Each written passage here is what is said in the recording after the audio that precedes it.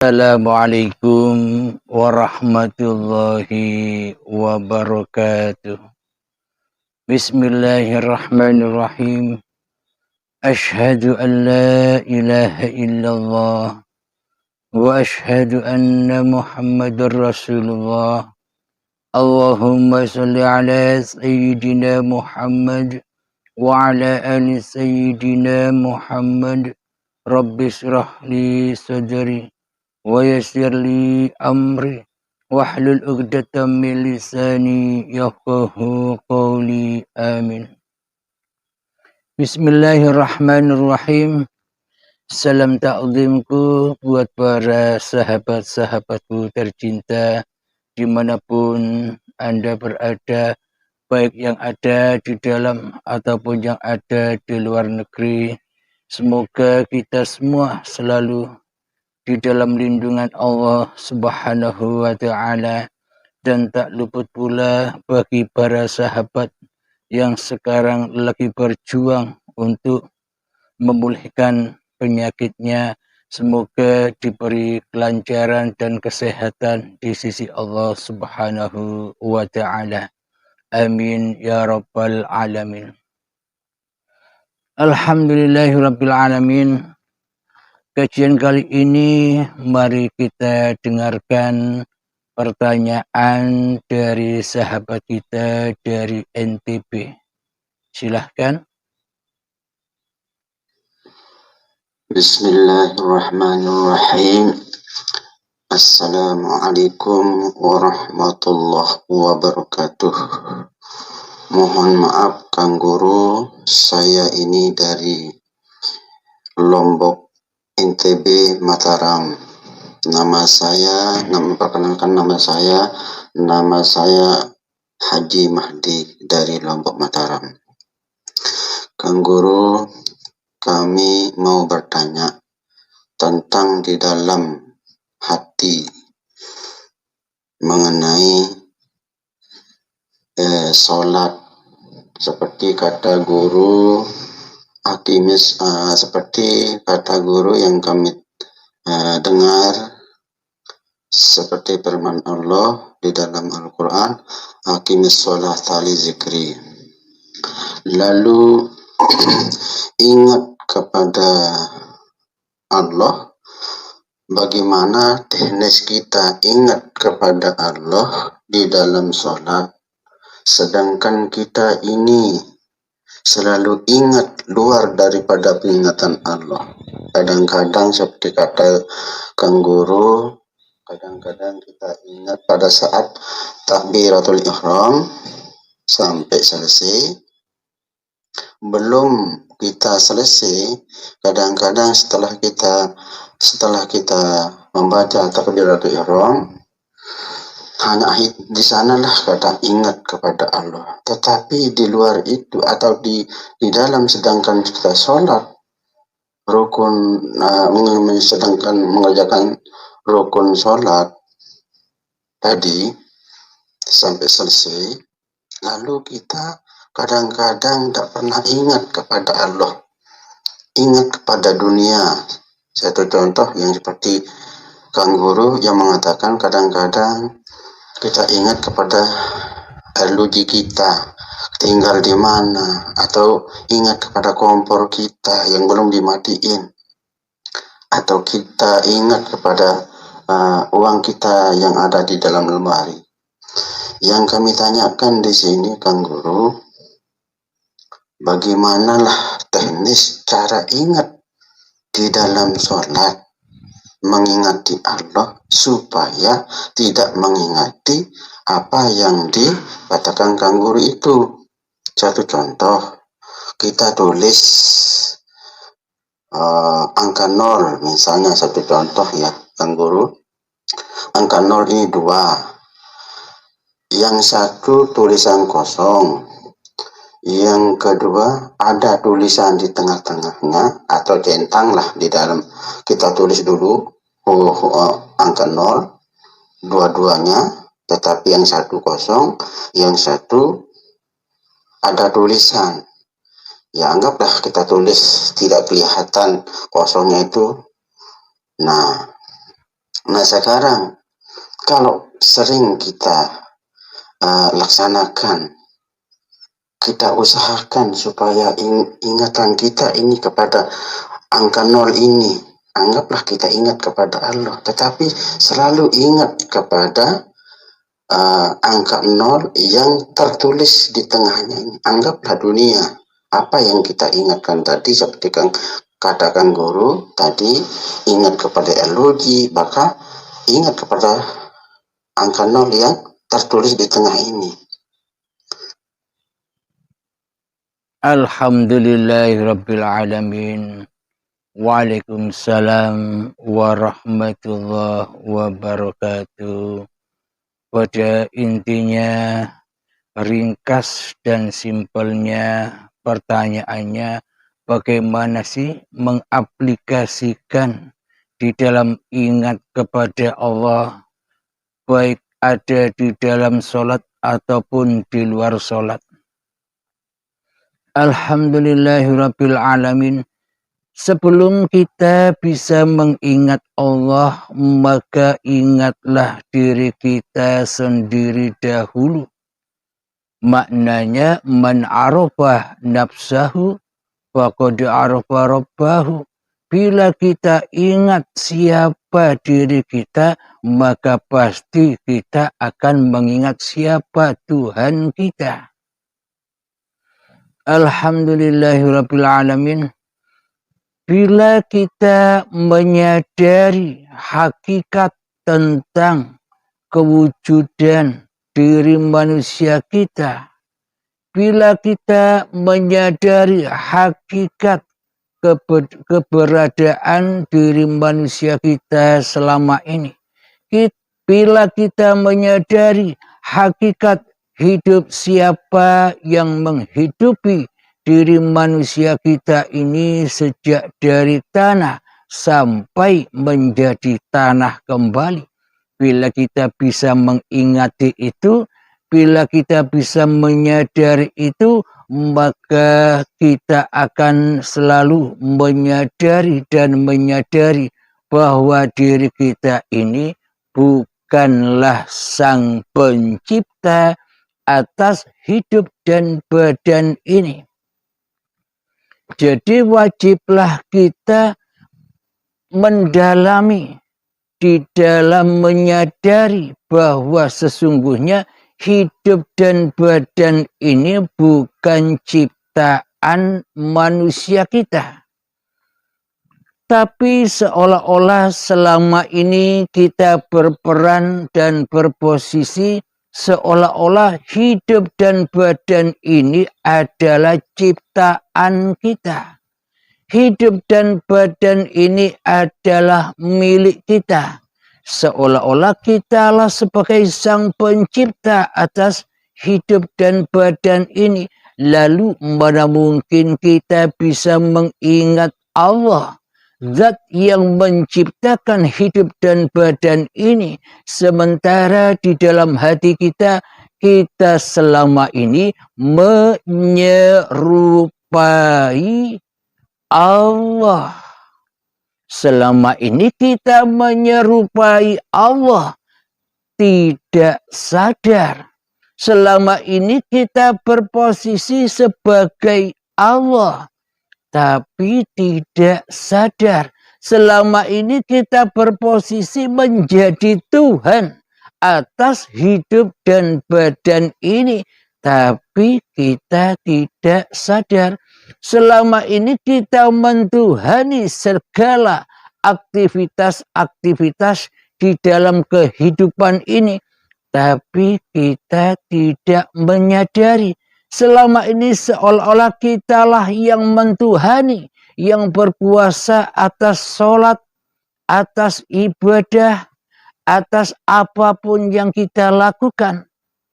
Selama ini kita tidak menyadari bahwa sesungguhnya kita ini makhluk. Bagaimana mungkin kita bisa dikatakan sudah bertuhan, sementara di dalam hati kita tak ada Tuhan. Sementara di dalam hati kita Tuhannya. Lalu bagaimana mungkin kita dikatakan sudah bertuhan sementara tak ada Tuhan di hati kita kecuali diri kita sendiri selama ini. Inilah realita yang harus, yang wajib kita renungkan di dalam hati kita. Lalu bagaimana mungkin kita bisa ingat kepada yang belum pernah kita jumpai selama ini? Jadi untuk melatih ingat dan ingat, wajiblah kita berjumpa dulu dengan siapa yang kita ingati. Sebelum kita menyembah, wajiblah kita tahu dahulu siapa yang harus kusembah. Siapa yang harus ku abdi, siapa yang harus ku hadap di dalam hatiku ketika aku menyembah, aku mengabdi, aku sholat, aku ibadah. Jadi sebelum kita tahu kepada siapa yang harus kita ingati, bagaimana mungkin kita bisa ingat kepada hal-hal yang asing bagi kita selama ini. Yang ada di dalam hati kita selama ini kan hanyalah dunia. Hanyalah makhluk yang seolah-olah punya gelar sendiri. Makhluk seolah-olah yang punya kuasa sendiri-sendiri. Makhluk yang seolah-olah punya hidup sendiri-sendiri. Ada hidup yang ada pada manusia, ada hidup yang ada pada seluruh manusia, ada hidup yang ada pada hayawan, ada hidup yang ada pada tumbuhan. Seolah-olah selama ini kita hanya bersahabat, hanya memandang, hanya mengingat-ingati makhluk ciptaannya saja daripada mengingat siapa yang menciptakan makhluk. Karena sesungguhnya yang jadi Tuhan selama ini diri kita, di hati kita. Lalu bagaimana mungkin kita bisa ingat kepada selain diri kita sendiri selama ini. Yang kita pertuhankan. Tentunya apapun yang kita lakukan pasti kita ingatnya, zikirnya kepada hawa nafsu kita sendiri daripada berzikir, daripada ingat kepada siapa yang menciptakan diri kita, siapa yang menciptakan hawa nafsu kita sendiri selama ini. Inilah bukti yang nyata kenapa sholat kita tidak bisa khusyuk, karena kita belum nyembah Allah, karena kita belum bertemu Allah, karena kita belum bersyahadat kepada Allah, dan karena kita belum masuk di dalam agama Allah. Jadi hakikatnya kita belum Islam, meskipun syariatnya kita dikatakan Islam, meskipun hanya KTP doang. Jadi makna Islam indallah itu adalah, Islam di sisi Allah itu adalah awaluddin ma'rifatullah. Jadi agama yang dimaksud, agama di sisi Allah itu ya mengenal Allah. Tanpa kita mengenal Allah, bagaimana mungkin kita bisa selamat menuju mengingat Allah di dalam kehidupan ini. Apalagi di dalam sholat. Di dalam kehidupan ini saja tak bisa ingat, apalagi saat sholat dan ibadah. Pasti yang dipertuhankan di dalam hati kita ya diri kita sendiri yang merasa berkuasa atas segala aktivitas yang kita kerjakan. Maka dari itu untuk belajar mengingat bahwa hanya Allah lah yang berkuasa atas diri kita. supaya di dalam sholat kita bisa menggapai kekhusyukan, supaya di dalam sholat kita bisa mengingat Allah, supaya di dalam sholat kita bisa mi'raj kepada Allah, ya kita wajib tahu diri dulu. Posisi kita ini Tuhan apa makhluk? Posisi kita ini hamba apa Tuhan? Selama ini kita bergembar-gembar, saya makhluk, saya hamba, tapi praktek hatinya salah. Iman dan akidahnya salah, tidak sesuai dengan para nabi dan para rasul.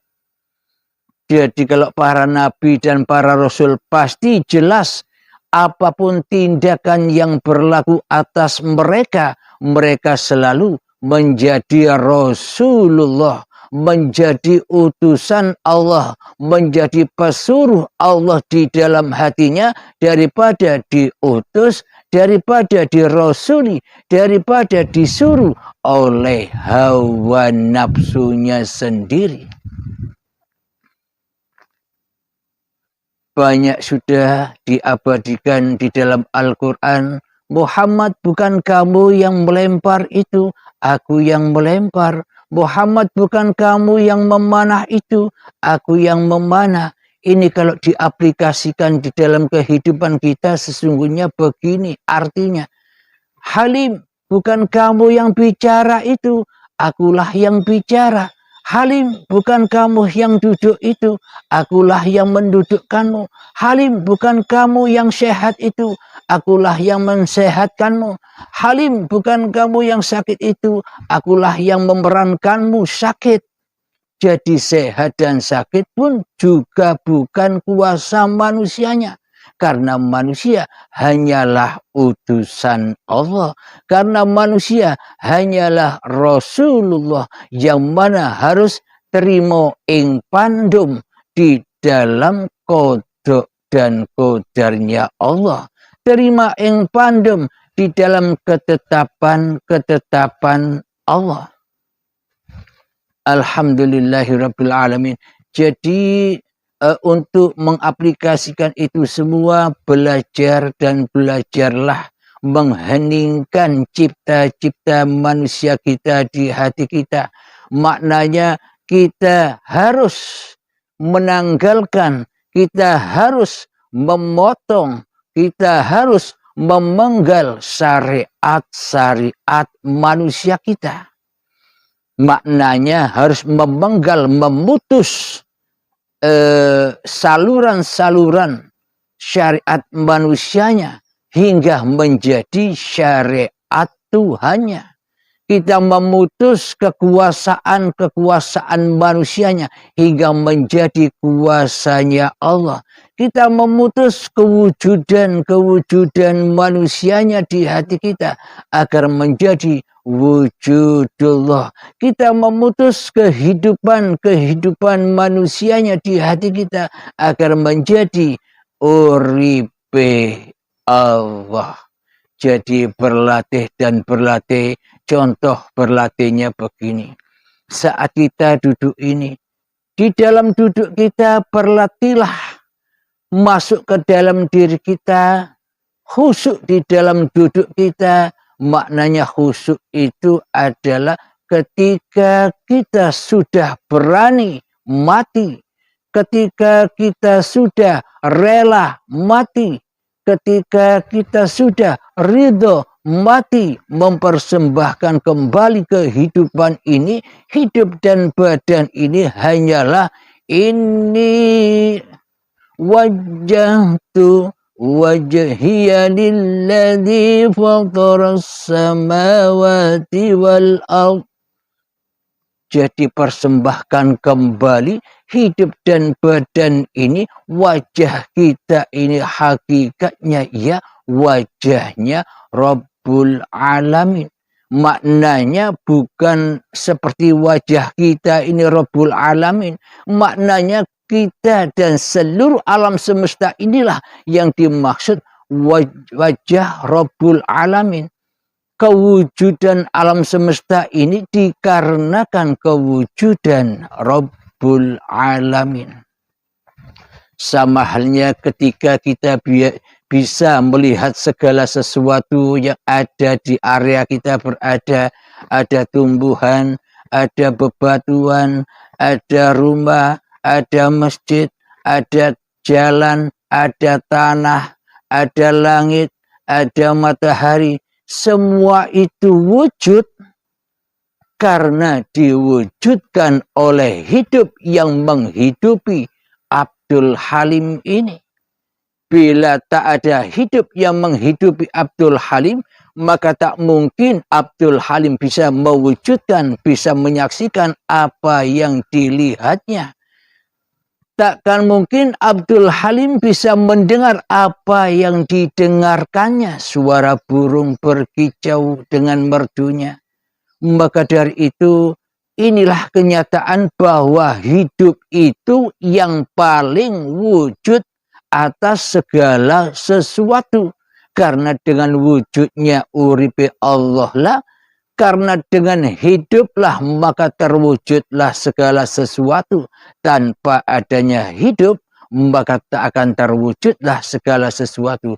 Maknanya di dalam belajar ini, kita belajar memasrahkan, mempersembahkan, mengabdikan amanah-amanah hidup dan badan ini kepada penciptanya. Kita harus belajar rela, kita wajib belajar ridho bahwa sebenarnya hidup dan badan ini bukan milik dan kuasa Abdul Halimnya. Itu yang harus kita latih, itu yang harus kita tekankan. Jadi selama hidup ini masih diakui sebagai hidup dan badan Abdul Halimnya, selamanya kita takkan pernah bisa mengingat Allah. Selamanya kita takkan pernah bisa menyembah kepada Allah. Bagaimana mungkin kita bisa menyembah Allah sementara Allah sudah tersekutukan di dalam hati kita dengan kewujudan diri manusia kita di hati kita. Maka ketika Allah belum jadi Tuhan di hati kita, maka ketika kita masih berposisi sebagai Tuhan di hati kita, selamanya sholat kita, ibadah kita jatuh terbakar di dalam fahsya wal mungkar, jatuh terbakar di dalam hawa nafsu kita sendiri. Kita akui sebagai kita yang berkuasa atas sholat ini.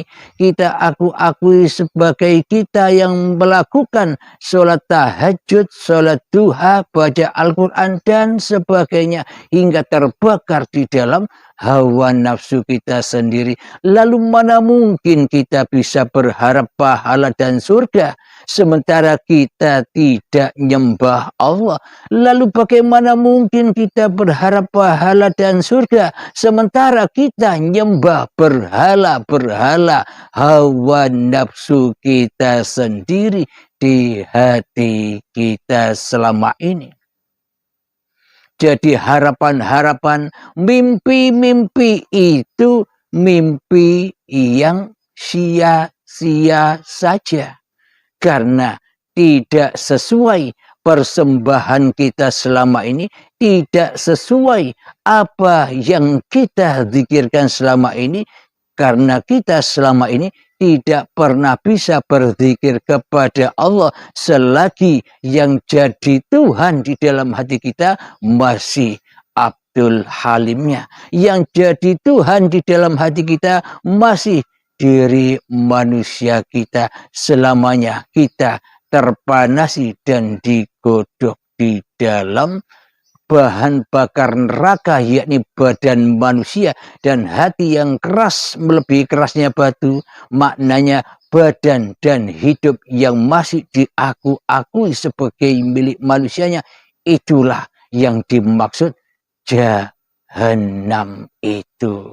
Kapankah kita bisa bebas dari jahanam ini? Kapankah kita bisa bebas dari hawa nafsu ini?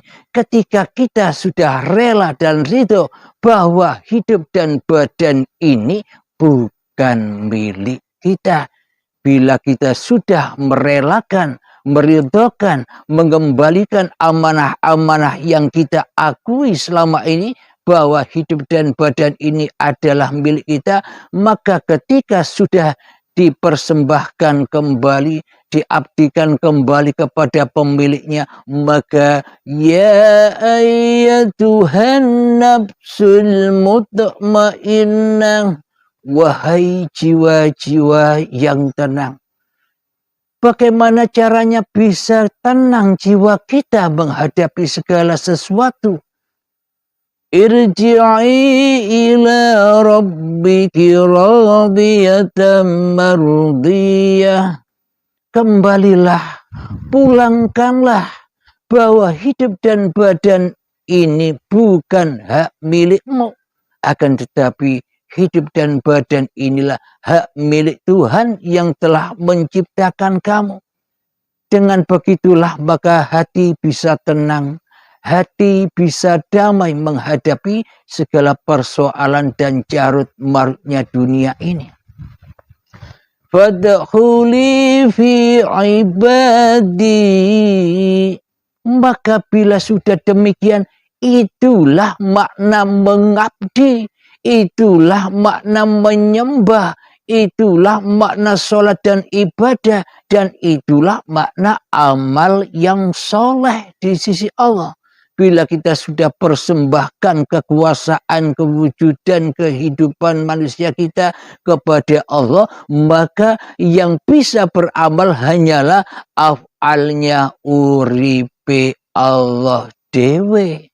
Bila sudah demikian, kedudukan di hati kita menjadi hamba-hamba yang mengabdi, menjadi Rasulullah, menjadi utusan Allah, menjadi waliullah, menjadi pesuruh Allah, menjadi khalifatullah. Bila hati kita sudah berada di dalamnya, maka wadkhuli jannati, maka masuklah kalian ke dalam surga-surgaku. Jadi makna surga itu ketika kita bisa mengingat bahwa hidup ini Allah, itulah saat itu juga kita sudah berada di dalam surganya Allah, di dalam menyaksikan wajhullah. Alhamdulillahirabbil alamin. Semoga paparan yang sebentar ini bisa menjawab pertanyaan saudaraku, sahabatku yang ada di NTB sana, dan mungkin juga berguna jawaban ini untuk saya sendiri dan kita semua. Semoga kita semua dipahamkan oleh Allah Subhanahu wa ta'ala. Amin ya rabbal alamin. Sebelum kita akhiri kajian di siang hari ini, marilah kita gemahkan salawat dzalimin daf'ul bala, dan kita doakan pula semoga para sahabat-sahabat tercinta yang sekarang lagi berjuang dengan sakitnya, semoga diberi keberhasilan di dalam kesembuhannya, sehat kembali dan ngaji lagi. Amin ya rabbal alamin. Allahumma salli ala sayyidina Muhammad wa ashghili zalimin bizzalimin. Allahumma salli ala sayyidina Muhammad wa ashghili zalimin bizzalimin. وأخرجنا من بينهم سالمين وعلى آله وصحبه أجمعين. Alhamdulillah Rabbil Alamin. Allahumma salli ala Sayyidina Muhammad wa ala ali Sayyidina Muhammad. Allahumma ya qadiyal hajat, اللهم يا مجيب الدعوات، اللهم يا رافع الدرجات، اللهم يا محل المشكلات، اللهم يا شافي الأمراض، اللهم يا كافي المهمات، اللهم يا دافع البليات. اللهم اختم لنا بالإيمان، اللهم اختم لنا بالإسلام. ربنا آتنا في الدنيا حسنة وفي الآخرة حسنة وقنا عذاب النار. وصلى الله على سيدنا محمد وعلى آله وصحبه وسلم والحمد لله رب العالمين. Akhir kalam. Assalamualaikum warahmatullahi wabarakatuh.